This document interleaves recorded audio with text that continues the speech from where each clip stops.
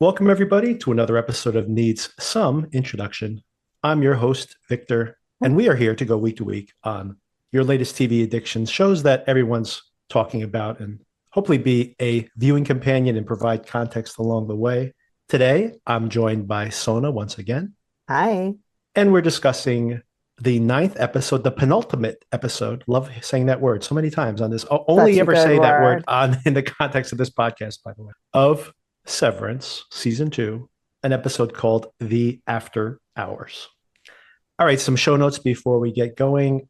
First of all, we hit the 100 subscribers on YouTube. So Yay. Sona and I believe will be recording. This is going to be our first tandem video episode. We will be recording our discussion of the finale of Severance. Boy, I'm not looking forward to the whole editing task, but I am going to do a practice run of some videos probably over the course of this weekend. Everybody in the house has been sick, Sona. I got it first. I gave it I to everybody know. else. How are you all? It sounds awful. I just dropped my daughter off at school late today, but she was actually fine as of yesterday. I think she just wanted to sleep in a little bit this morning. So I think everybody's okay. But Sona, I was thinking about video content. We were planning to go to Massachusetts this weekend to visit some friends. We don't want to potentially get them sick. Of course. So we'll be around for the weekend. And Sona, I think I'm going to go down to the Lumon facilities and do some YouTube video shorts from down there. For real? That's so exciting. Yeah. So I'm going to go check out the grounds, Amazing. pictures of the water tower and maybe some videos as well, and then go inside and see if they have any leftover Severance sets that we can walk through. I will maybe post them as some YouTube shorts. So that's some bonus content to come. I used to do a lot of video editing. I haven't done that in quite some time. So I am going to be rusty. I will try to get that content out as quickly as possible, but do expect it some point over the course of the week. And then once again, Sona and I discussing the finale of Severance. And then we'll see what do people like? And maybe we'll start putting more video content up there, especially if people actually follow us on YouTube, obviously. Super exciting. Of course, we continue to cover White Lotus as well. A teaser here, a couple of things. We got a lot of feedback from users. There was a question that I didn't get to ask Darren this week when I spoke to him about. In his bio, he describes that he had been an extra in a Bollywood movie, and one of the listeners wanted to have more information about that. I didn't get a chance to ask him, but I will definitely circle back to him because also he has been to Thailand for a full moon party. He said it's a wild time, given that the fact that that is what's going to happen next week on White Lotus, just a teaser for what is probably going to be a very eventful episode on Sunday night. We'll definitely be talking to him about that in our next conversation, probably midweek next week.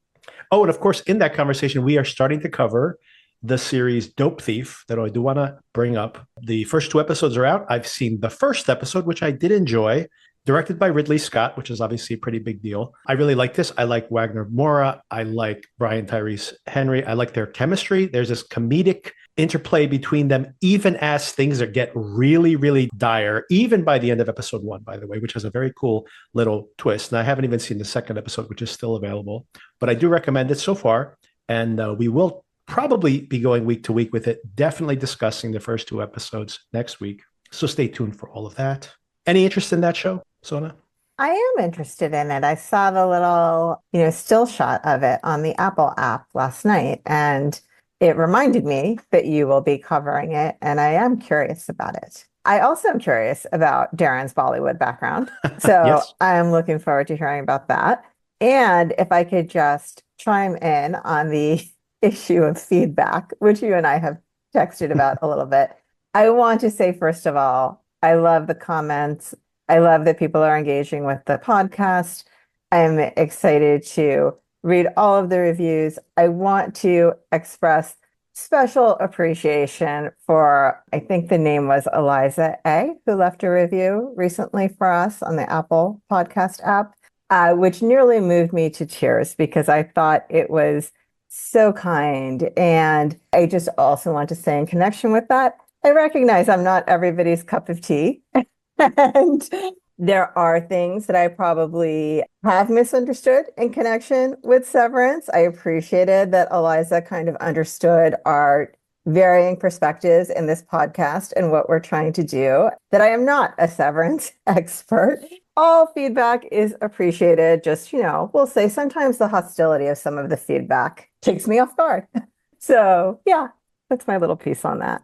Yes, Sona and I went back and forth quite a bit on these two recent reviews. One, which really seems to be a direct counterpoint to the other. And I really like the perspective that Eliza gave, which I think maybe to crystallize things, we have mentioned it here. I don't preface every episode with this. It would be tedious if I did. But just to be clear, we are not professional podcasters. We do this as a way to watch something together and discuss it. And I personally, and I know there are not that many people out there like this, by the way, as a film fan, and I do the same thing for TV, I like the extra context. I like to know, what did Michael Fassbender do? Like, for example, he's playing a bunch of spies. So I like, what is he doing in his career? What is this additional context that I can bring to my viewing of it? And assuming that, for example, my wife is not doing this kind of research when she watches a show like The Agency, that I am trying to add that context, assuming that the vast majority of listeners are not dedicating their lives to following this show. So maybe I can add context. And of course, any feedback from the listeners to add additional context, I love it. If I'm wrong about something, or if you have additional color for the discussion, would love to hear back from it. And really the goal of this podcast. And Sona is like my first audience. She is like my audience surrogate to a large extent. I need that, because when I do these solo episodes, I can talk about an episode for 20 or 30 minutes. I can talk about it for an hour, but the conversation goes over an hour when I have a partner, as you would expect from a conversation. That's the structure of the podcast. And that may not be what you're looking for. I understand. If you give a negative reaction, then please say something constructive, I would say, if you feel that way, or please just don't listen. I have listened to so many podcasts that were recommended to me, and I listened to a couple episodes. I don't like the dynamic. I don't think these people are evil. I just don't like the dynamic, and I don't listen anymore. That doesn't mean that I need to bash participants. And Sona doesn't get paid anything for this. I don't get paid anything for this. As a matter of fact, the show cost me much money out of my pocket when I consider the amount of time that's invested into it. But I enjoy doing it. It is disheartening. I thought of quitting the podcast multiple times. And I do appreciate, by the way, it makes me appreciate people who are in the public eye that are just trying to do something because they like it. If you're wrong one time about one thing, you are vilified for the rest of your life. So I think it's hard, but I've gotten over it, and Sona's trying to get over it. I am working on it. Every time I think I've built a thick skin, it gets taken to a new level. Okay, my skin's not that thick. And I choose to, by the way, Sona, I choose to see the most positive sides of things. First of all, I guess it's a compliment that people think we're professional podcasters. So I would say that on one hand. I listen to podcasts which are clearly amateur podcasts, and I enjoy it. I watch YouTube videos that are practically unedited, and I like the content. I don't assume these people are being paid by somebody. So I guess that's kind of a compliment, that I put out a polished enough product to trick people into thinking it's a real deal of business. Oh, and I also, of course, look at the fact that the vast majority of the reviews have been very positive. And of course, most of all, take the good with the bad. The podcast has been growing, which I love, very quickly recently, and we're getting a lot of feedback from users, especially on YouTube. I have to say, I've seen so many negative things on YouTube in general. Our YouTube feedback has been really sweet, and I really do appreciate all of that. I'm waiting for the negative comments to come in, I'm sure, and the trolls to attack. But for now, it's been very sweet and really... yeah, I love it. I try to take, even in the criticism, I try to take something constructive out of it. But in general, if there's nothing constructive from it, I just ignore it. So, and there is mostly positive feedback. So thank you for all the feedback. We love all of it. As far as review writing, I think people are generally more compelled to leave negative reviews than positive reviews, just in life of anything. Right. So the fact that any listener would find the time to leave a positive review is so sweet and much appreciated, because there's really nothing but the kindness of your own heart compelling you to do that. So I think it's really, really great when people do that. And believe me, we read every single one and we appreciate every single one. And I think if you email Victor, he very often replies back to the emails as well. Yes. I mean, practically every single time. And I would also say that I've had some negative feedback in emails. I do not want to discourage negative feedback either. And by the way, if you do want to start a conversation, the reviews are the worst place to do it. I cannot contact you there. But if you want to email me or put a comment on YouTube, I can respond. But I bring that up because I had a very negative initial reaction with somebody on via email. They had good and bad things to say about a particular episode. That we started a conversation and we've continued a conversation. It's been a very healthy conversation. So I think that even negative feedback can turn into a positive interaction. If you're using the Apple forum, Apple reviews as your starting point, I cannot respond to you. You don't have your email there. There's no way to respond in the thread to comments there. Unfortunately, that's Apple's problem. That's not your problem. Anyway, enough on that. I do want to put a pin in it because, there's been a lot of feedback. That wasn't especially hurtful, I think, to Sona review. And I love, by the way, that it seems like somebody, in my opinion, I think somebody saw that review and wrote a really beautiful response. And I thought, and by the way, just want to appreciate the fact, I didn't call it out at the moment. I think that you sharing your personal experience there really did enrich that episode and that conversation. And I do want to shout that out. Last thing I'll say, not on the subject of reviews, but on the subject of being a casual Severance viewer who does sometimes misunderstand things. I just wanted to share a quick anecdote that my husband decided last night was the time to watch his first ever episode of Severance with me. Oh, is he caught up, or this is just... Oh, no, he just decided to drop in last night. Not a good time to jump in. Trying to explain to him the plot with Dylan ended with him saying, okay, this is like who's on first, what's on second, I'm out. Right. Yeah. But then he got interested again when he saw Patricia Arquette, because, we know Patricia Arquette from way back. Sure. And said to me, she's a witch, right? She's got to be a witch. And I said no. And then in the final scene of the episode, he said, see, she's a witch. I was about to say, I think he may have figured something out there. So I just wanted to share that little anecdote before we dive in.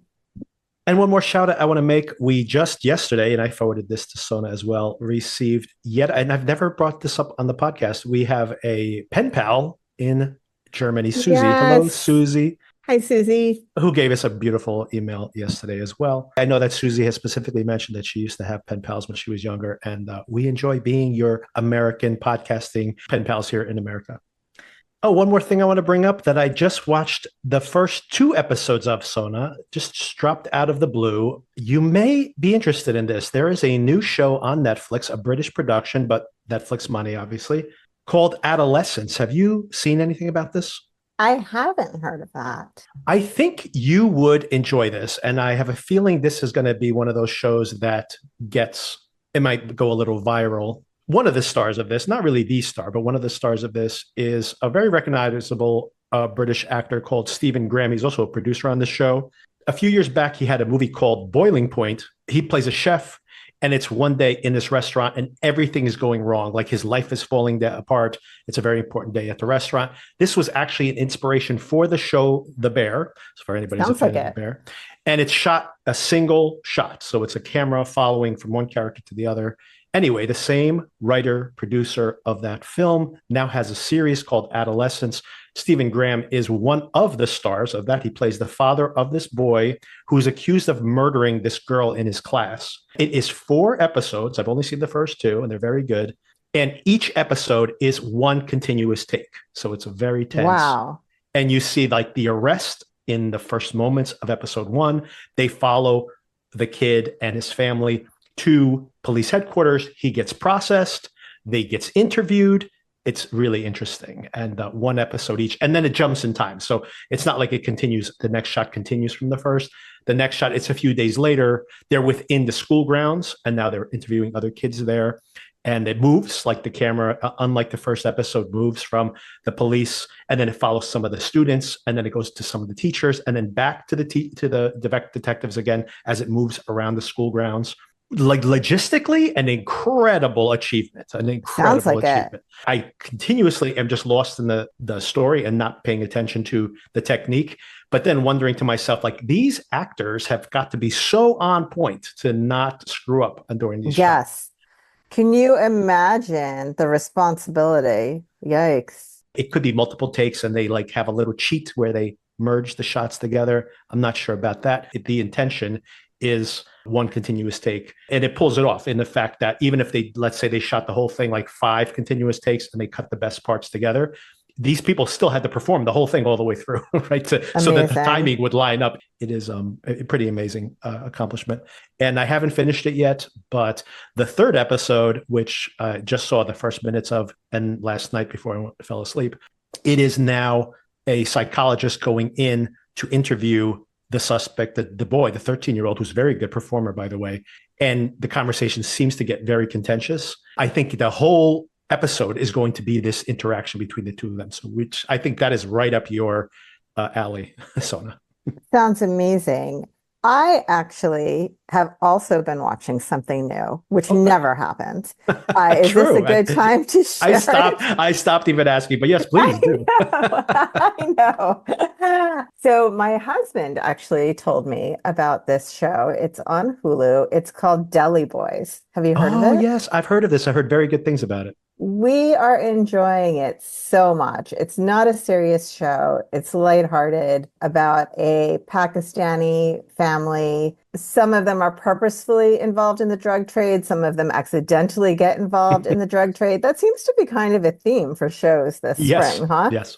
It's super fun to watch. It's a great ride to be on. We are really enjoying it. We have, I think, 2 episodes left that we have agreed to watch tonight. You know, we're enjoying it in that way that when you're a couple, you say, when you go out, don't watch that show without me. You better not watch that show without me, right? So it's really fun. And it's fun for me to see a show featuring almost entirely South Asian cast, which is unusual, although, you know, less unusual lately, which is great. I probably would watch almost anything centered on an entirely South Asian cast, but this happens to be very entertaining, I will say. Yeah, I had heard good things about this, and I saw the trailer probably when we were watching Paradise. They previewed this because it premiered right in the middle of the run of that show, I think just a week or 2 ago. It looked very funny, but with all these other shows we've been watching, have not gotten around to it. But now that you're binging it, maybe I will try to at least watch part of it, and we can discuss it here in the podcast. Yeah, it's very light, it's very fast, and it keeps you interested and entertained. And maybe any kind of these bonus shows that we end up side conversations, maybe we'll put that for YouTube content. So there you go. There we go. Okay. So let's get into this episode. Before we jump into it, I actually want to talk about a couple things related to Severance, though, everybody. So don't worry. We're not going to continue digressing. We are going to talk about Severance now. First, a couple things about next week's episode. It is called Cold Harbor. So obviously very important to know what is going on with Cold Harbor. And that is going to be the finale. Second of all, Sona, we just had the shortest episode of Severance ever last week with the Cobell episode, 38 minutes long. The finale episode is 76 minutes long, 2 times as long. Amazing. And the longest episode ever of the show, obviously, which usually runs in the 40. I mean, it doesn't even get to 45 minutes usually. I mean, I think the longest they've had is like 55 minutes. So this is a lot longer than your average. It basically is a double episode. And I feel like generally they pack a lot of information into the episodes we've been watching. So I can only imagine how much information will be packed into an extra long episode. And one more piece of information that is just tantalizing to me, you know, in the United States, if something's adult, even if it just has some swear words in it, it automatically gets an MA rating just for mature, but it doesn't have this kind of granular rating. But I do want to mention that there was an article I was reading saying that where there's in New Zealand, I think it is, they have very granular rating system. Mm-hmm. This thing is rated adults only, which is the first time ever for the show. And its warnings are for sexual content and violence. So that is going to be a pretty crazy episode, apparently. Interesting. So gird your loins, people. It could be a rough ride. Wow. So this episode, an episode of departures and arrivals, mostly departures here for some of our key players. Perhaps I do feel, given the fact that thematically there's a lot of explicitly departures here, I do have a question as to what's going on with Dylan, and we can save it for that part of the episode specifically. But I do wonder if that is going to indicate a true departure here, which would be pretty sad. Yeah, it would. What are your general thoughts here on the episode? Well, I like how everything is moving the story forward. As we've talked about, this whole season has been moving pretty quickly. And I think we're continuing to move things at that rate. As far as we like to say, the penultimate episode, I feel like it did the usual thing a penultimate episode does in like setting up a ton of stuff for the finale.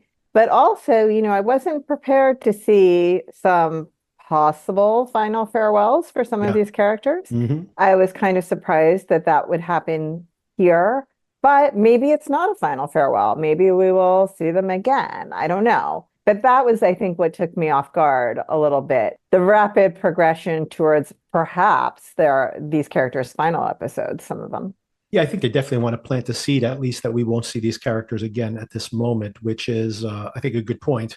I can't imagine that some of these folks won't come back in a future season, but I do think that, at least in the immediate terms of the plot, they are going to disappear from what's happening here in the show, which I guess is going to be perhaps much more focused on just Cold Harbor and the whole Gemma Mark situation next week, and Helly intersecting with that, and Cobell. But it might be a much smaller group of players, so it may not be as wide Yeah. as we expected potentially early on. And I felt like this episode did a good job of starting to build momentum towards Yes. what will happen. Oh, Like yeah. you really got that feeling of like the pace starting to pick up, especially after the prior two episodes, which were not standalone episodes. They were definitely connected to the plot here. Right. But, they kind of were a pause in the general storyline that's happening, especially last week's episode. Here, I think, they picked up the pacing and the momentum towards what will be the finale. And it was like a distinct feeling of the energy picking up. Oh, yeah, I totally agree. The last 10 minutes or so, even with like Irv's departure, it was suspenseful. Like I thought something bad was going to happen because you just feel the suspense is building, and they're definitely starting to crank up the tension in those final moments of the episode, especially in that final beat. The witchy scene there. There's something, truly hellish about what it feels like we are about to enter into, which is, which I can't imagine being that hellish, but maybe that is what they're prepping us for. All right, so let's start things off. I guess I will explore the grounds at when I actually go visit this place this weekend. Once again, hopefully visiting it this weekend. I should have enough time to. It's not that far away from here, like less than a 1 hour drive. At least go there for a little bit. Maybe make a whole family outing out of it. This is actually pretty close to where my sister lives, so maybe we all meet there. Oh, there you go. That's perfect. Yeah, I think they're like 15 minutes or 20 minutes away from it. I'm curious about that because we have this drone shot that goes from the mansion where James lives with Helly. Terrible living arrangements for Helena, I guess I should say here.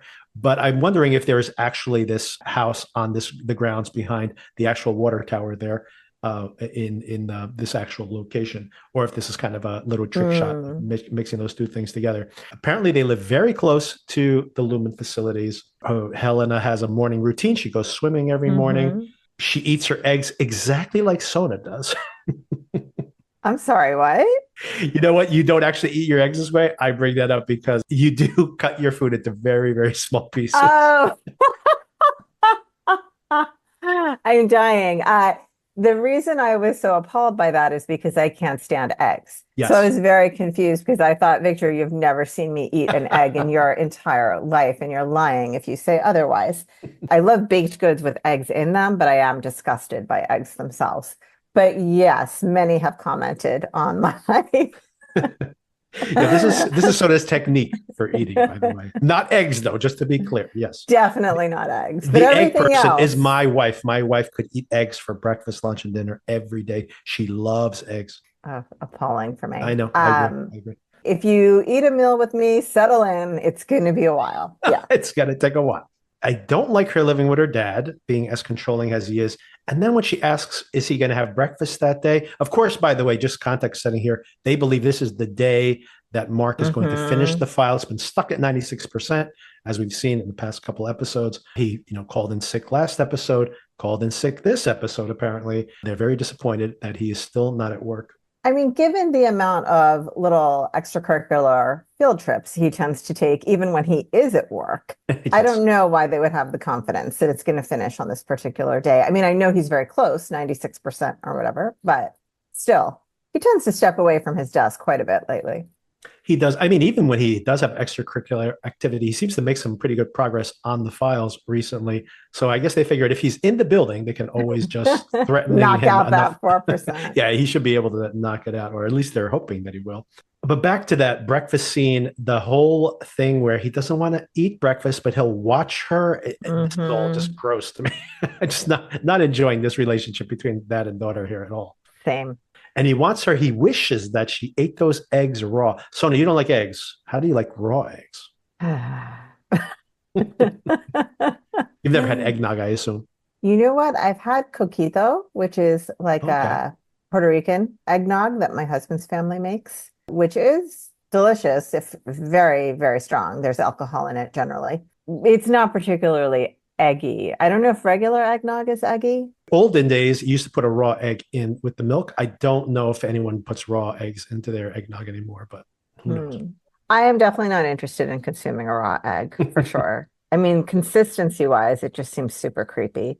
Even seeing like a fried egg with a runny yolk is upsetting to me. So No, whole side digression. I do like a sunny side up egg, but many people do. it on like toast or something. But okay, next big scene here, I think, important, of course, and something we've been discussing a couple of times here over the course of the episode of this season.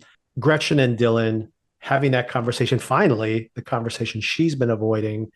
She decides to be honest with him. She's having really not an affair, but I guess an emotional affair with his innie and lying to him about it, which of course makes it even more. That's truly what makes it the affair.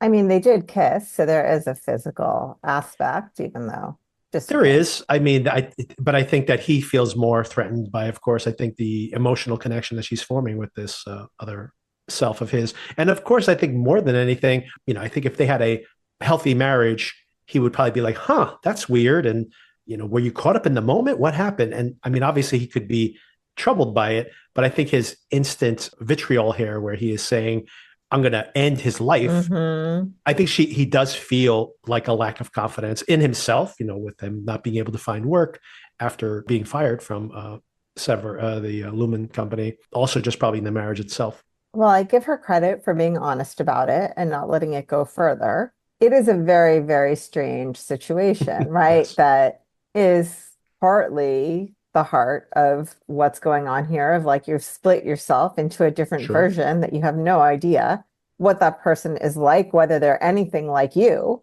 what is retained of the essence of who you are in the outside world. You have no idea or control over the decisions that person is making. So it's kind of like you're talking about a stranger, but kind of like you're not. It's very, very weird.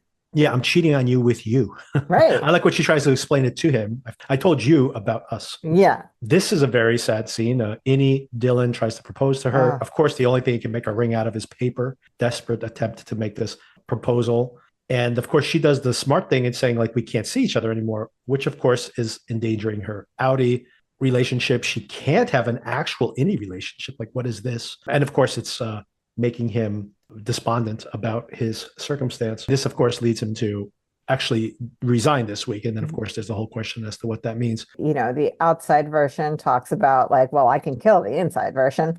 And the inside version, essentially possibly choosing to end his own life by doing the resignation. But obviously it's not an actual suicide, like the way Helly tried to end her life, right? It's like a metaphysical one. I'm not sure the right word for it, but it's like Irv's, right? It's like Irv being severed or unsevered for permanently.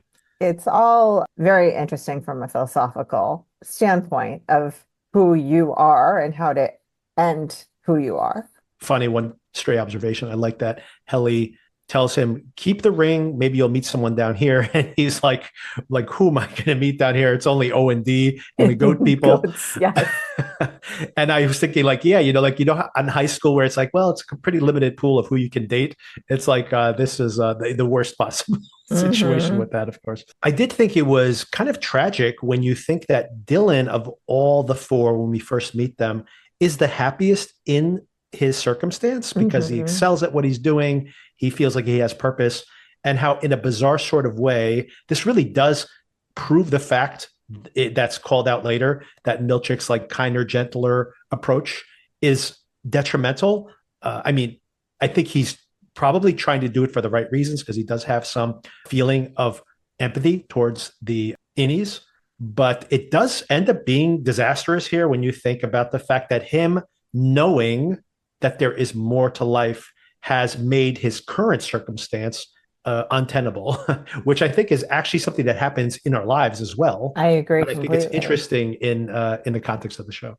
Yeah, he was happy earning his erasers or Right. Finger right, traps. whatever little rewards, and that was good for him. And yeah, now that he knows there's a whole world out there and this feeling of love, which is comes up again in a different Yep. context, Mhm. it expands your horizons and makes you think about what is possible and what you really want. Couple of questions I have for you here. One is, do you think the Audi will accept this? Because of course, theoretically, he said he just wanted this, but does he really, he just had the struggle to find work in the interim. So what is that situation? Does he just force him to go back in anyway, kind of like Helly did? And then just like Helly, does he go scorched earth? That would be interesting for the show.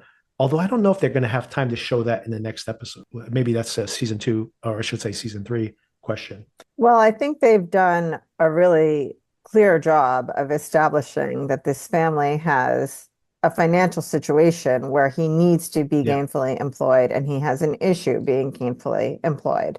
So I feel like the outside version of him may understand that there really is no choice except to work there, at least for the time being. And if the wife has promised that it's over and she's not going back there, that might make it manageable for him for at least a short period of time until he can find other employment, if he can find other employment. Right. What do you But he goes think? back to that door place and answers those questions better. That's right. Maybe he'll be a sliding door this time. That's right. I guess a pocket door is a sliding It's kind of a door. sliding door, exactly. Yeah, it's just the first door that came to mind. You need those big barn doors that slide. Those are I love those. Accordion door. How about that? There you go. Oh yeah, accordion door. That's like 70s. You think of a door on the top, off the top of your head. Screen door. How about screen door? Hey, it would fit. It would fit with the motif of the show, by the way. So I think someone has an accordion door in the show for sure. Okay, let's move over to Burt and Irving. Speaking of unrequited love or thwarted love here, very chilling. Irving gets home. Burt is there in his house. Burt's reading his notes on himself. Was probably a goon for Lumon at some point in the past. He's offended by this, and then of course Burt says, "That's before I met you." Those are all things I was seeing just from observing them. So apparently he has been observing these people. Do you have any read on this? Is he an investigator? Is he a journalist? I mean, to sever yourself, even if you're a journalist, this is pretty extreme undercover, no? I don't have a read on it, but I do have this sense that he's like a mafia goon by the end of this conversation. Oh, Burt, you mean Burt, the Burt character, right? Oh, I'm sorry. Were you talking about Irv? I meant, do you think Irving was an investigator in taking these? Do you think he's an investigator or a private detective? Oh, I see. I'm sorry. Here I am misunderstanding something again. That happens. I don't have a take on it, but it does bring me back to those phone conversations that he had. And did we ever get to the bottom of who he was talking to? No, and now I hadn't even thought about it until I saw all these notes being written. At the time, I thought maybe he was talking to Ragabi because he was maybe trying to get unsevered. But now that I'm saying private investigator, maybe that explains even understanding that painting that he keeps painting over and over again, trying to get, I assume, trying to get that image into his innie's head. And I was thinking that maybe that was what he's been trying to do. Maybe he is an investigator of some kind. And maybe it's not that I was like, well, has he been to the testing floor? Is that what happened in his previous life? Maybe he has information from somebody and they are trying to, rescue a family member or something from the test floor. And now he is trying to use this technique of sleep depriving his innie and painting this thing over and over again to create some kind of mental image that seeps into his innie's mind, which apparently was happening. I mean, when you think back on episode 1, that was where the black ooze was coming from. Like everyone's like, what is this? Why is he suddenly seeing black ooze drip onto him?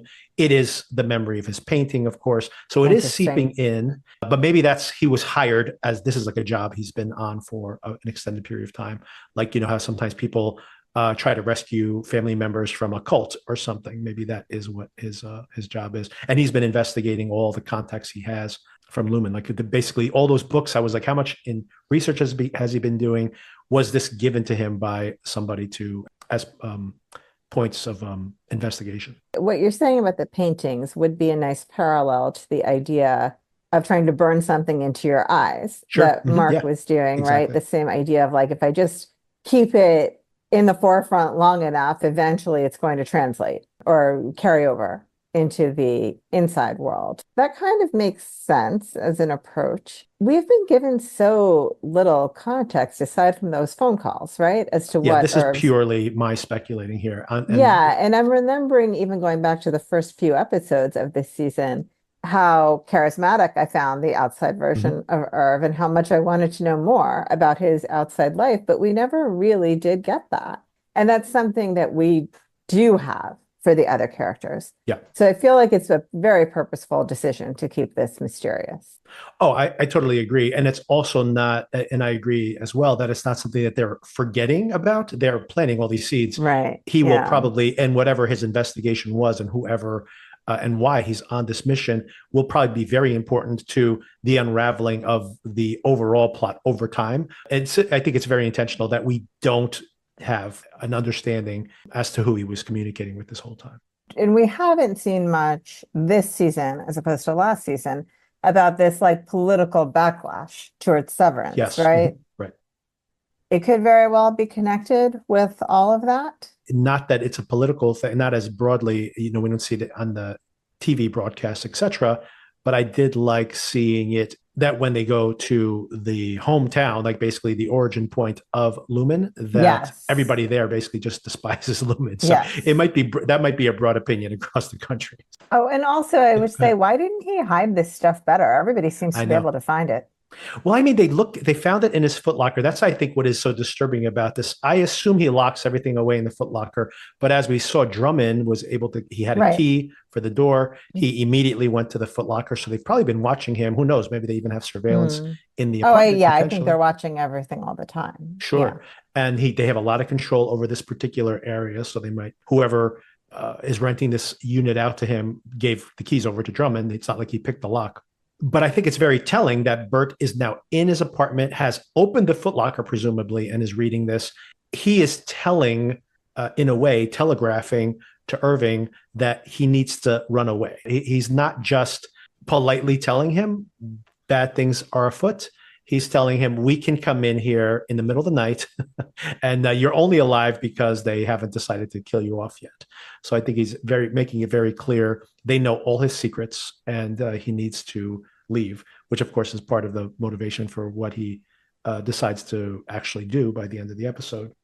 But I did think it was interesting that he took offense at being called a goon.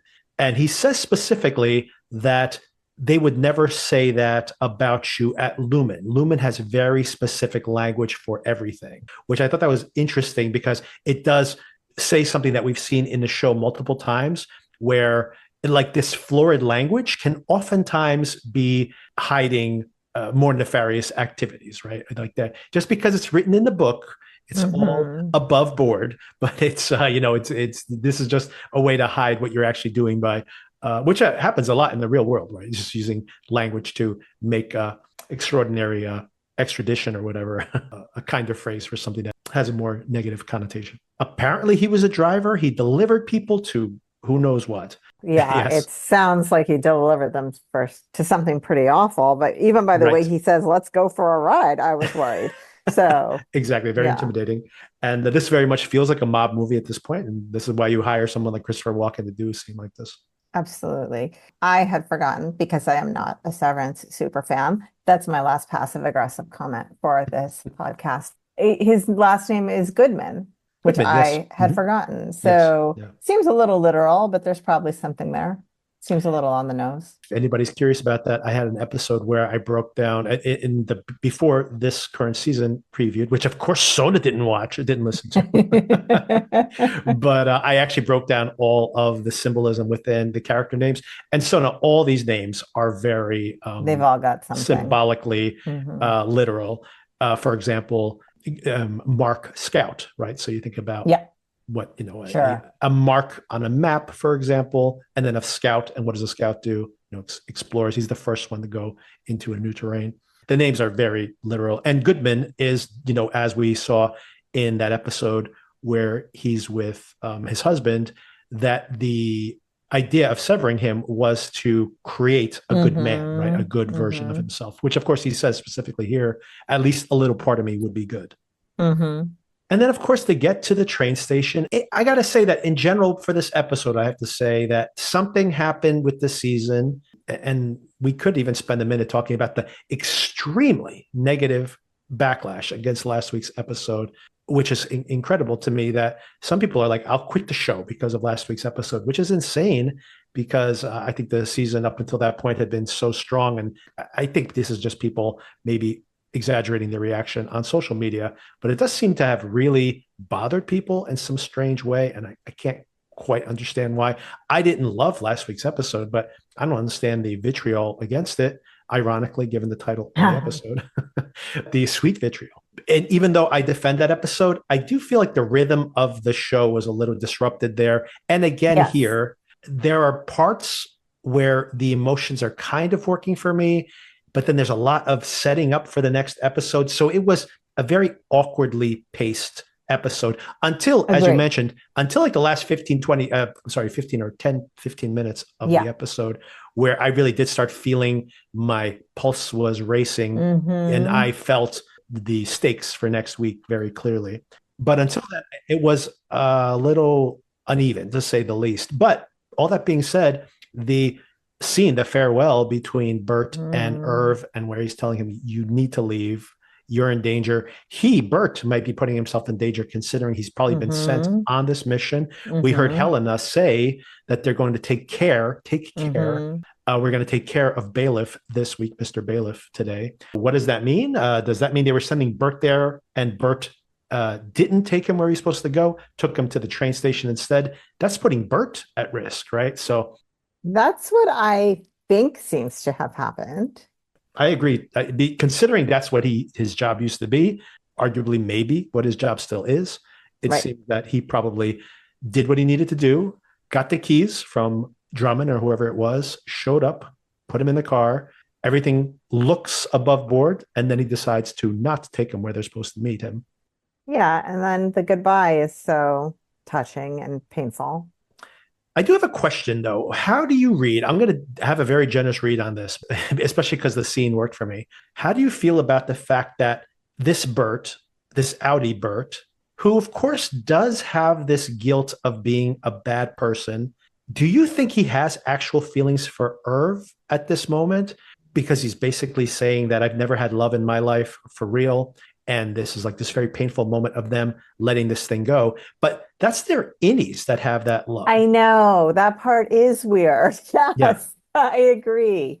It is weird. And then I thought like, well, maybe this whole idea of what you can keep separate and what you can't, and that this connection between them has carried over was kind of how I left it. But I had the same question on paper. It doesn't quite track. Right. That's why I'm having a generous read of this, that we have seen that emotions bleed through. So maybe they just met each other, and this love that they felt inside, they don't even understand it, but there is this immediate connection to each other. It's rekindled. Maybe it can't actually be suppressed. Maybe the body keeps the score. Maybe that is all happening there. And I'm reading it that way because I like the scene and I want it to work. Right, because otherwise it doesn't work, right? Yeah. So that's kind of the only choice we have. Exactly. I have a slightly different read for Burt, that maybe he doesn't feel it the way that Irving does, but that what Burt is having is that Burt is guilty, feeling that guilt more and more as he gets older, of not being a good person. And that he's almost saying like the good version of me, loved this person and would rescue this person. And I'm going to do what the good version of me would do. Not sure if there's the passion there. And I feel it in the scene that Irving is yearning and Burt's kind of like, you need to get out of here. You got to go. Yeah. No, I totally 100% agree with everything that you saw there. A few more questions. I didn't know you could take dogs on trains, but I guess you can. I guess that makes sense. I had the same question. Can you, especially like not in a carrier or anything? I don't know. I assume you can because you have the whole situation. Maybe they have like a, pet-friendly train car or something. This is always my question with travel. I mean, this is a complete tangent.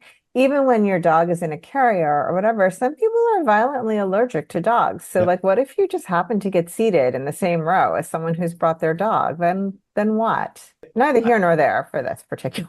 I assume there has to be like a pet car on the train, if that's the case. Second question, do you have any idea where this train station is? Very beautiful train station. On some level, I do know the answer because I read it in a headline somewhere, but I cannot recall it right now. But yes, it is lovely. If it's out there. Lots of train stations are really pretty stations architecturally. DC Union Station is a good one.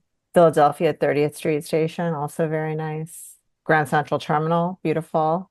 I was wondering because they shot at Grand Central if this was, here it is. So this apparently is Utica Union Station in Utica, New York. So now we know. Oh, and the moody photography of this episode and this kind of late day sunlight that we see crossing across multiple segments of the episode here worked especially well for this farewell. And the train driving into the setting sun, basically, really, metaphorically, the sunset of this relationship. But at least he has his dog. He does, always. Faithful companion. Okay, next, we got to talk about Miss Wong and Milchick. This is stealthily another Milchick episode. Okay, very early on, we see that Miss Wong has been promoted. She's got the Wintertide Fellowship comes to an end. She's heading off to whatever the next stage of this thing is, which, of course, we found out last week. Cobell has been part of this as well, this fellowship. Interesting that they have to sacrifice something, which, of course, is her ring game, which she's loved this whole entire time. And that the bust of Kier, I believe, is used to smash the toy or whatever the sacrifice happens to be. It's an interesting episode for Milchick because he goes through multiple different phases here, but he's especially sadistic here in his treatment of Wong, who, of course, was also critical of him in his review and part of the reason he's so distressed recently. But he has some real great scenes later on in different modes. What do you think about this, how Miss Wong reacts to this whole end of her tenure? I've developed a fondness for Miss Wong, it turns out. I'm not sure if I was aware of it until this episode. Milchick, in some ways, has redeemed himself for me and how he has grown as a character, right, in this. But this seemed especially cruel to me, this decision. And on the one hand, I get it that like there's this coworker that's been driving you nuts and you found a way to get rid of her and like, isn't that satisfying? And you kind of find it enjoyable, kind of like a schadenfreude type of thing, maybe. But still, she is a child or a teenager. And he is a grown man. And it seems very mean to make her smash that little toy. What did you think? I thought it was interesting in the fact, exactly like you mentioned, that he's very conflicted on who he shows empathy to and he does not. And very petty, of course, for him. But it does speak to the fact that he's been, maybe he even went to one of these, maybe he was a fellow at some point in the past as well. So inside the world of the Egan philosophy from an early age, because he seems to be socially retrograde in the same way that Cobell is as well. They have some weird social interactions for sure, and some strange lack of empathy across the board, as do all the Egans, apparently, as well. What did you think about the idea that she's being shipped off to Scandinavia somewhere, presumably? I didn't Google the exact city name. Her bed will be rebuilt there. Like there's this obsession, right? With the beds. Beds. It just seems strange to me that, That also has something to do, I think, with the whole Rickon connection when you have that whole right, very funny situation in season exactly. one where Yeah, Rickon was like, you need to have all your beds present so the kid can migrate from one to the other, which yes. once again is the exact opposite of the Lumon philosophy of the same bed being rebuilt from one location to the other. It is weird, these parallels between the Rickon philosophy and theirs, or the counterpoints to them. Another redeeming scene, maybe the most warmth we've ever seen from Miss Wong at all. First of all, I'd say that she actually shows a little bit of warmth when she seems to not really be that committed or attached to her current role, but then seems disappointed that he's pulling the plug on her a little bit early. I But then, think of course, also she just was not mentally prepared, right? For right, it to be yes, like, and it's happening right now. right. But the other point I was going to make is the that she apologizes to Dylan when he quits. Yes. And I guess at that point she's sad because that is theoretically that is the end of Innie Dylan, right? This is somebody who is not just going home or going to go work somewhere else. He's really ending things, and I guess maybe she acknowledges that, and she apologizes for not facilitating better. And he says it's not your fault, but touching, surprisingly, between those two characters. Yeah, I agree. I think this is the first time we've really seen Miss Wong show some sort of emotion, right? Can you think Yeah, of another time? I don't think so. Exactly. Yeah. She's been robotic up until this point in a very entertaining way. Yes, absolutely. And I think that is once again a metaphor for there are certain people who you see them at work and they are just performing. I'm the manager. I'm the manager, and they seem to have no real personality. And then something happens, like they are crying in their office one day or something, and you're like, what? How's that possible? Because you're so Mhm. not ready to see them in any other context. Oh, and we learned, speaking of first names, her first name was Eustace. Eustace, yeah, exactly. Mm, I got to look that name up, see what that means. really? That's a new name to look up and do my research. Oh, my heart broke for her when she was waiting for that bus. Yeah. Mhm. She just looked like, such a lonely little kid with her little earmuffs on. It made me feel for her. I thought it was a very moving vignette of her. We have no idea what the experience was of Cobell as part of this fellowship, and of course hers as well. So maybe she is pretty isolated from other folks. So this is the limited amount of time that she gets to actually work with other people on a regular basis. Although she seems to mostly just be playing with the ring toss game, so maybe that's what she's really missing the most there at the end. Later in the episode, Milchick and Drummond have this incredible interaction. Milchick in this episode seems especially sadistic, and I have been sympathetic to him multiple times in the course of this episode of this season. And Darren, for example, is just like, he's bad. He's a bad guy. I'm like, I try to defend him. And sometimes I'm like, I don't know if he's defensible in this particular episode, but I was kind of pumping my fist when Drummond calls him out and says, oh, here you are, kinder, gentler. Look how great. We were supposed to end that file Hmm. processing today, and look what you have done.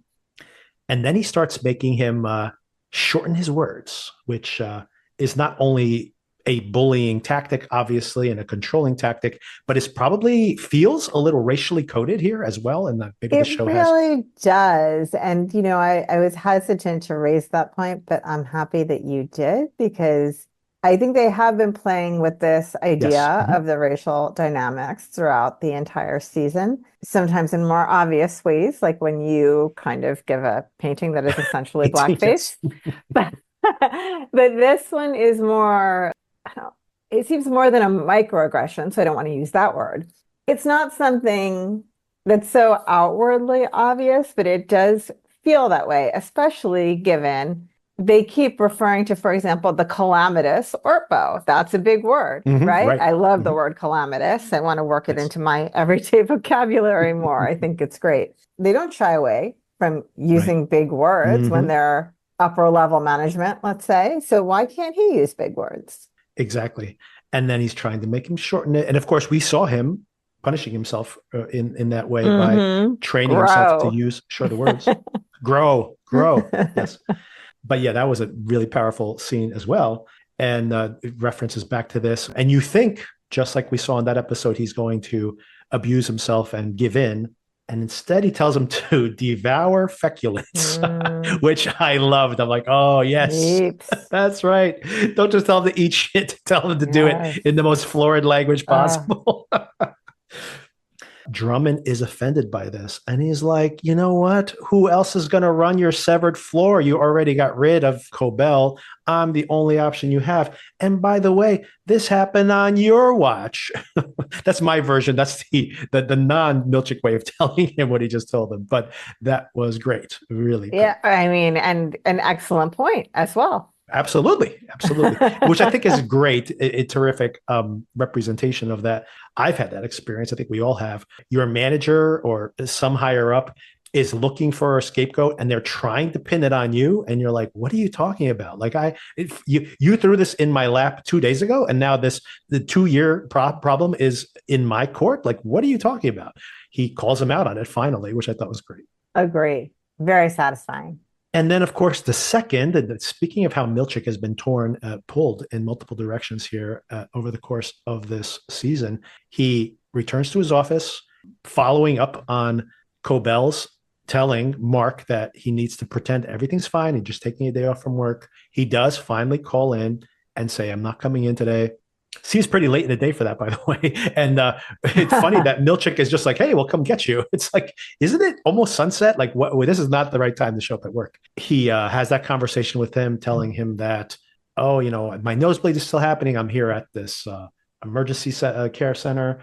He says, I'll bring you a cab. We'll come bring you home. We'll bring you a limo. We'll bring you into work. He says, actually, you know what? I just wanted a day off, which of course we've had this conversation, I'm sure, in the past. We had that experience of being like, you know what? I'm just taking a mental health day. Sorry. And he just tells him essentially what he's saying. Yeah, exactly. And he says, you know what? Isn't this what the Lumon's all about? The work-life balance. It's only work. And him telling him it's only work. Mm-hmm. And Milchick hearing that and getting choked up and tearing up a little bit and looking at that painting or that photograph of the iceberg, all that going on beneath the surface, and Milchick, suppressing whatever he really is for this role. Just seeing him kind of crack emotionally there was really, this actor is really incredible, I have to say. Totally agree with you there. And then he just politely says to him, can you just please come in tomorrow? And Mark is surprised. He's like sympathetic to him, going like, yeah, Mm-hmm. I'll come in tomorrow. Which may not happen actually, but he does promise to try to come in. What a great scene that was. And just the way he takes that in. What do you think is going on with Milchick in this moment? It seems like he really is being faced with a conflict in what he has believed up until very recently, a different perspective that is there for him now, and it feels like he's struggling which thing to truly embrace and which approach to truly embrace, and whether he needs to reject everything that he likely believed for years beforehand to do what he thinks is right. What's your take on it? Yeah, I agree with that. I think that we have seen multiple times where he seems to be trying to legitimately make this tenable for the innies and keep them alive, make this project successful for that purpose, and really believes, right, as a real corporate man, that he believes in this mission that he's probably dedicated his life to, potentially, if he's been indoctrinated with this from an early age, if we, see the Cobell corollary there. He's trying to really do these reforms, and they seem to throw it back on him that these reforms were his idea. So maybe there is an aspect to it where he's trying to make this work. And then, of course, continuously being disrespected, seeing the company that supposedly lives by these codes not complying, and then blaming him for trying to work within the system, and they're not getting him any kind of real assistance. And it really does feel like a lot of corporate speak as well, like the way that this does happen in corporations, where they kept just saying that, oh no, we can succeed if you just keep trying. You're not trying hard enough. You're not trying hard enough. And then you find out that, of course, this company's been going downhill for a decade in hiding its sins. So those are things that happen over the course of some very famous corporate collapses. And maybe that's what we're seeing here. Maybe this whole company's falling apart. There's a skeleton crew of people left over. This is their last gasp of making this crazy technology work. And we still don't know what that giant achievement is going to be, but I think it's very important to them. Milchick's trying to square that circle of being like, I believe in it. I'm going to try to make it work. And he's just getting nothing but, basically getting blamed for all these failures, even when it's completely out of his control. Yeah, and I think that is a very corporate thing for kind of a new manager to come in and have all of these great ideas. Yeah. But then, when you are the person initiating that kind of change, you also are putting your head on the chopping block if that kind of change is not successful. And I did think some of these ideas were pretty wild. Like, I think it's crazy that they allowed inside Dylan, to hang out with his outside wife. Like, to me, that seems like it would just be a non-starter of an idea. I feel like it was pretty radical change as well. So he's really trying, I think, to find maybe a middle ground, but maybe realizing that the middle ground is not something that can exist in this particular circumstance. I also find it very interesting in the course of the season that we have seen two very different versions of Milchick. We see this injured self who feels unappreciated and unseen, the iceberg under the ice, of course, and then the presentational manager version and how he tries to be tougher and tougher to impress his bosses, which I do think is important to see because, of course, he's not severed, but they are treating him as if he is two versions of himself. And he's trying to do that. I'm trying to be two different versions of myself. And of course, that's not tenable. Even when you're severed, probably is maybe the point of this whole show. I will say also, I was very nervous for Mark when he was going to lie about where he was, because on that subject of we think Lumon is watching everything, or at least I think Lumon is watching everything, someone as important to them as Mark, I would think they are watching him. And so it would be very clear that he was lying. I'm kind of surprised that Lumon doesn't know exactly where he is, but maybe they do. I don't know. We'll see. If you listen to the official Severance podcast, there have been multiple times when this is a reading that I've had, or one potential reading that I've had. And I think that it is, they're just explicitly saying it. There is a certain level of hubris with Lumon where they are a little overly confident that everything's going to plan. And much might explain some of the screw ups across, especially when you think about I had a reading in my analysis episode that maybe the escape of the innies to the outside world was all part of a broader experiment by Lumon as to like the limits of control. Like the managers were being examined as well and how they were failing to contain the innies. So I thought that was all part of a grander scheme that maybe got a little out of control at the end, but they were pretty aware of it.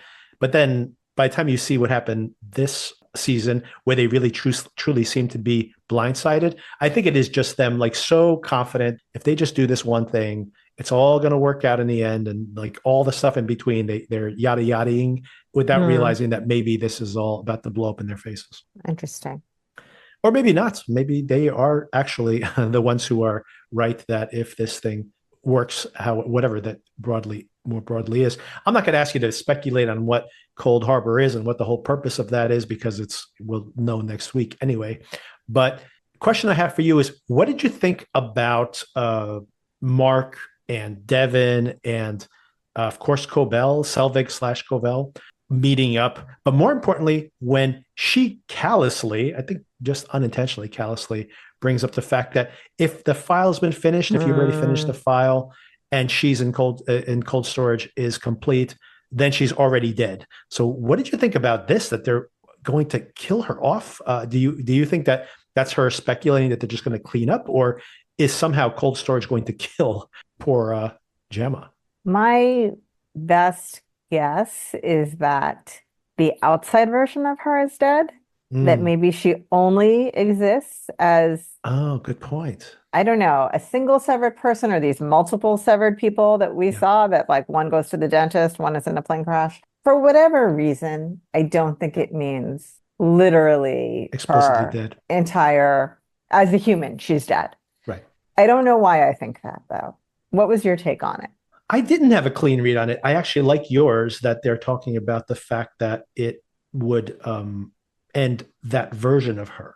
But I do think about what the doctor tells her in the previous episode, where she tells him to speak English, please, where he says that it will. Something about like siring a new world. Is that the Yes, it's going same to sire some new world. exchange? Yeah, Yeah. exactly. But he doesn't explicitly say that she'll see him again, but it also doesn't seem to make it sound like she is going to be killed. But I like your read that the Gemma that he knows will disappear. So Right. Like for all intents and purposes, the person you're looking for is dead, correct. Yeah. is kind of how I think it might play out. What did you think of this interaction between all three of them, basically? But how did you like the fact that I do like the fact, by the way, that when she finally sees Mark, she goes into Selvig accent again. So it's like weird I that didn't notice that. plays these different roles. She still Mm-hmm. comfortably goes into that particular version of herself, which doesn't work with him. He's just sick of talking to her and, even more outraged. I mean, he has a great line here, which I didn't write down, but about like everything he's been through in the last couple of days, right? About like, Oh yeah, I had I had some brain surgery I'm in my looking for basement. my, Yeah, I'm doing great. Yeah, everything's great. And she says, "Why are you antagonistic towards me? We're allies now," which of course remains to be seen. But it is funny that she'd say like, "Well, after tormenting you for years and Mhm. observing you and potentially being involved somehow with the actual disappearance of your wife, maybe she recruited her by living next door to them. Like all these things are on the table." And she's just like, "We're friends now, right?" Bygones be bygones. Bygones, exactly. Well, something that was confusing here for me that like was illuminated when they get to the birthing cabins later, which we'll talk about, is what version of Mark are we seeing, right? With in the reintegration process timeline here. Like how much does he know or remember and how much is merged? I think very purposefully unclear here. Yeah, it's weird the way that this reintegration works. I had assumed, like we saw in the animation, that there was an actual battle of wills that would occur here over the intro, the animation in the intro, I should say specifically. Yeah. That there was almost like it's teased there that we might be seeing a battle of wills between the two versions.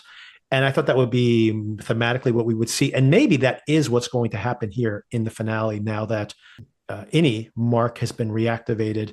And this unification may have worked in both ways, but it seems, and that this is actually, I'm glad you reminded me of this question. This seems to be that he is retrieving memories. So those memories that Mark has are integrating into his memory timeline, but it doesn't seem like the Mark, the intentionality of that persona is controlling him, because when we do get to the birthing cabin and Mark is reactivated, he's like, "Where am I?" It's not like he has not been sharing those memories with Outie Mark. Yeah. Yeah, maybe really the way to say it is that I didn't understand it, and I probably still don't understand how the reintegration works. I think the show needs to explain that a little bit more to us, and they has not explained how this integration works across the board. I think reading it here, that when we saw like the brainwaves overlapping and things, that we were just basically allowing the memories to be shared. I don't think that the persona is in there. The two persona are fighting each other. And interesting, until this moment, I had assumed that the memories might be, and maybe they are. Maybe that's actually, we just haven't seen enough of it. But maybe now that Mark has been reactivated, that he does now have those shared memories. We just haven't, we've only spent a few minutes with him at this point. So yeah, they show up at the cabin. They wait to the night. What do you think about Devon really being so wary of this not that long ago? Do you think it's just plotting here, or do you think there's more to her aggressive pushing of Mark into this really dangerous situation? Where do you think she's at this point? I want to talk about that, but wait, are we already at the cabin? Because I wanted to talk about something that happened before that. Sure, let's do it before the cabin. Yeah. As they drive into the cabin, there's like this crazy scene, right, with the guard at the checkpoint. Great point. Yeah. First of all, there's like some code language being exchanged about a golden thimble. Yeah, I didn't even catch all that stuff. But what about that idea of like, oh, I didn't know you were coming?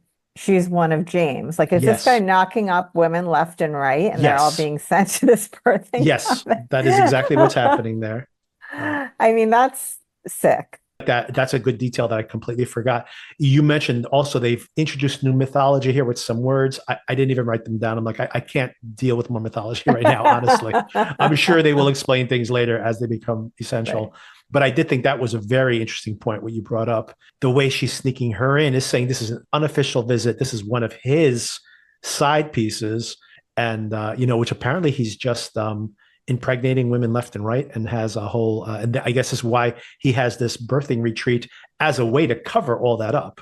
Which is You can crazy. imagine if these women are, let's say you pay these women to have a child, have this innie outie switch implanted, and you give them some money, like, this occurs obviously, you know about this in surrogacy, etc., in the real world. But could you imagine an even more extreme version of that? Not to drop names in the headlines anymore to scare people away from the podcast, but you think about Elon Musk, who has how many kids now that he's Yeah, artificially 12, inseminating? 13. How Yeah. many multiple women at the same time at this point?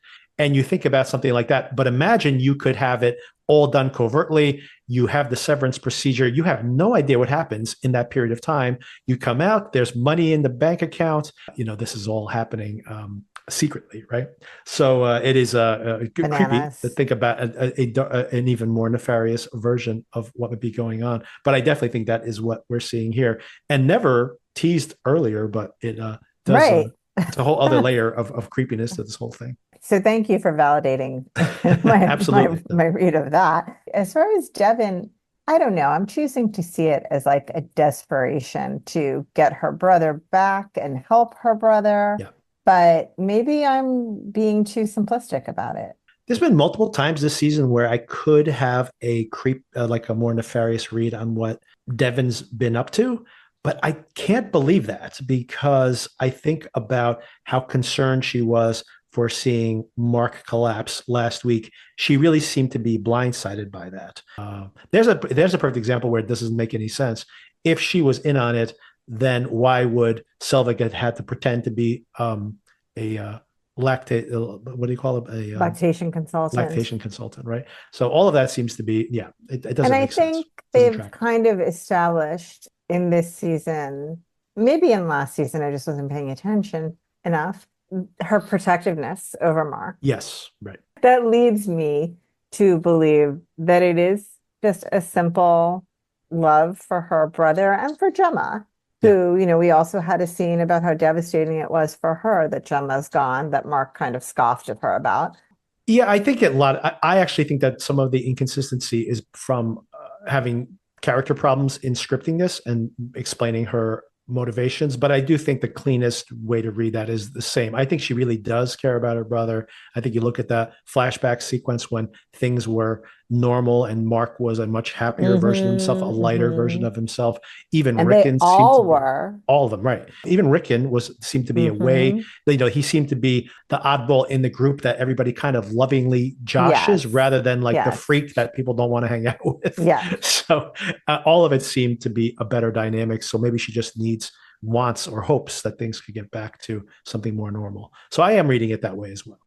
And I think also that this show has enough going on. Does it need a double agent Yes, sister? we don't need yet Come another. on. Exactly. And they get into the cabin. Innie Mark is activated. She's very sweet with him, going, "Remember the last time we talked? Don't worry, trust me." And he seems to be trusting her. She walks him upstairs into a really disturbing image, by the way, yeah, like your husband noted. And Patricia Arquette here, backlit by the fire. And then as he sees Cobell, think about how last time he saw her, she was pretending to be someone else, as was he. Devon asks him, "Do you remember the last thing you said to me?" And he goes, "She's alive." So of course we're going to pick up immediately with what that means and asking him questions about what's happening inside. So all that information is going to be conveyed to them. And of course that will be conveyed back to Mark. And will there be some kind of battle of wills? Assuming that Devon is not a double agent, what a brilliant plan she thought of to bring him to this birthing cabin. It all worked out. Just want to give her credit. Yes, I agree. I agree with all that. That's the other reason that she can't be like a double agent or something. She seems to have come up with this crazy idea And then they tell Cobell about it in that car ride, obviously off screen at the end of last week's episode. And she seems to be on board with it, which is interesting too. She didn't push back at all, apparently. But it doesn't seem like they're in cahoots. One more scene we got to talk about, of course, is that Helly, Helly, of course, has been wanting to get Dylan to continue on Burt's mission. He had left him that map going, that's one more thing you can do. Dylan is so devastated by this that he doesn't even bother trying to do that. But then we see Helly stayed extra late at work, and she is trying to memorize every twist and turn to get to. It seems like a nightmare of a task to try and memorize. Left, right, right, left. It's like those codes in the old Nintendos. I don't know why she doesn't just bring it with her, to be honest. I guess she doesn't want to have it on her in case something goes wrong. I mean, she could just have like arrows on a piece of paper, and she can, ball it up into her hand, and would people know what that means? And keep the original, like if she doesn't want to lose it, keep the original at her desk, and just, I don't know. This seems like a very bad plan on her part. But in the midst of trying to memorize it, she is approached by James again, the dad. And I love her reaction. It's just like, what the fuck? Mm-hmm. I don't know if this is going to happen, but I really do hope it does. I cannot wait for any Helly to tell this freak what a freak he is. I really can't wait. What'd you think of this final moment? Very creepy, of course, part of that suspense. Very creepy, very much a sense of foreboding doom. I don't know in what way I could expect there to be some sort of doom, but it's there. What does he say to her when he sees her there? My Helly, was it something like that? Aha, yes, I found it. Thank you, Google AI. He says, you tricked me, my Helly. But he doesn't seem to be reacting to her memorizing the map, because I think it is important that she tucks it under the keyboard. That I think that's got to be there for someone else to find. You tricked me. What could that mean? I really don't have any ideas as far as what has recently happened. Oh, you know what? I think I know. The last time these two persona were in the same room together, I have to say persona because obviously not their bodies, but the last time that they was when he was in the bathroom with her before she spoke, and he had that conversation with her, but he was talking to Helly and he thought he was talking to Helena. So she tricked him into thinking she was Helena. True, but how long ago was that now? How much time has elapsed? That's the finale of episode 1. So whatever amount of time that was, probably months. Not 5 months. We know that. But not 5 months, yeah. I think it's probably just a couple of months, to be honest. It still seems like if he was wanting to have a well, I guess she was undercover until recently. Right. Most of this season, she was undercover. Right. So Helly, it's proper, has only been back for whatever weeks at this point. Okay. My original response was, if you really had a bone to pick on that, why would you wait this long? But I guess she was undercover for most of the time. More importantly is, why would he want to talk to any Helly? Yeah. That's the more disturbing part of all this, that what is his intentions with talking to her? And that's why I hope that, if he's saying to her, hey, as soon as this project's over, you're going to go bye-bye, and he wants to like really rub it in, I hope she gets to tell him everything she wants to tell him. Because that would be troubling. Imagine being this father and having whatever opinion you have of your daughter and your relationship with her, and she probably has all these things she doesn't say to him that she probably feels. It turns out, we've discovered here, that Helena and Helly may not be that different. She's going to lay it all out there for him. I really can't wait to see that. We'll have to wait another week to know. I'm excited to see how this all goes next week. I think they have generally, set a lot of things into motion. I think they generally have very well constructed storylines. It's very well thought out. I don't think this is a show that generally hand waves things or leaves loose ends. So I'm really curious what we're going to learn. Yeah, I'm very curious for the ending, because unlike a lot of other shows like The Sopranos or something like that, where you hear that the creator of the show at some point backlashed at saying like, well, people expect the show to be like this, and I'm not going to do that. That it's quite the opposite, that Dan Erickson and Ben Stiller are obsessed with basically giving the audience this gut punch of a finale for season 1 and have been wanting to intentionally give us something else that will keep us on the hook through another season. I can't wait to see what they have in store for us. I really can't.